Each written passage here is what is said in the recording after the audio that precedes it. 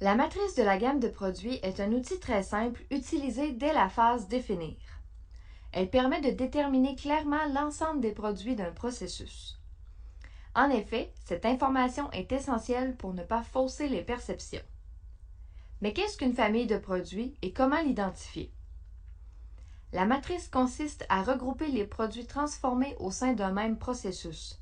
Des familles seront ainsi constituées. Les zones d'inclusion et d'exclusion du projet en seront d'autant mieux précisées. Cela aidera également à mieux définir la portée. De plus, cette matrice permet de cibler les points du processus pouvant avoir des effets de levier. Ceux-ci correspondent à une solution d'amélioration qui a déjà été appliquée une première fois à certains niveaux du processus et qui peuvent être répliqués à d'autres niveaux. Enfin, la matrice aide à déterminer le type de cartographie nécessaire.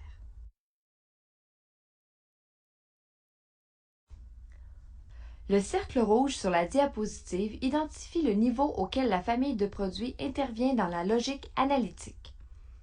Il s'agit d'un principe de forage du macro vers le micro. Il convient tout d'abord de commencer par une analyse globale de la situation, c'est-à-dire par comprendre et hiérarchiser l'ensemble des processus d'affaires organisationnels. C'est un préalable de base indispensable permettant de définir le cadre de l'analyse. Ce portrait doit ensuite être affiné par l'identification d'une ligne d'affaires au rendement insatisfaisant et qui fera l'objet de l'intervention. C'est également là que sera établie la matrice de la famille de produits. Enfin, la portée du projet en sera d'autant mieux précisée. Plusieurs outils aideront à la représenter, comme par exemple la chaîne de valeur actuelle et future ou encore le Cell Design.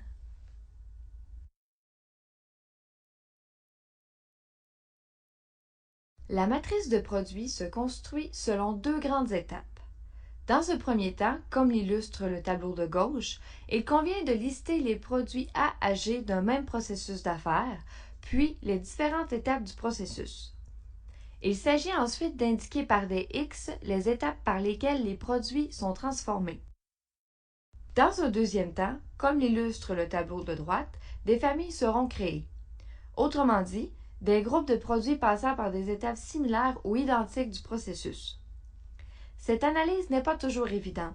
Certaines étapes du processus nécessiteront une réelle réflexion pour déterminer si elles doivent être séparées ou bien assemblées en étapes plus grandes.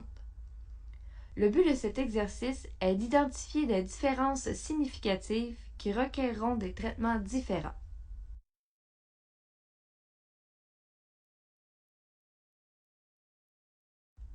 Par exemple, dans une compagnie d'assurance, il y a plusieurs types d'intrants. Par exemple, des contrats voyage conclus par téléphone, des contrats santé reçus par la poste, des contrats remplis sur le web, etc. Ces intrants correspondent aux différents produits listés dans la colonne grise. La ligne bleue, quant à elle, correspond aux diverses étapes du processus considéré. L'analyse des étapes auxquelles sont traités chaque produit a permis d'établir trois familles. Celle représentée par un rond vert, celle représentée par un losange rouge et celle représentée par un carré orange. En effet, chacune des familles représentées par un rond vert et un carré orange regroupe des produits ayant des étapes de traitement similaires tant par leur nombre que leur nature. La famille identifiée par un losange rouge contient le seul produit transformé à toutes les étapes du processus.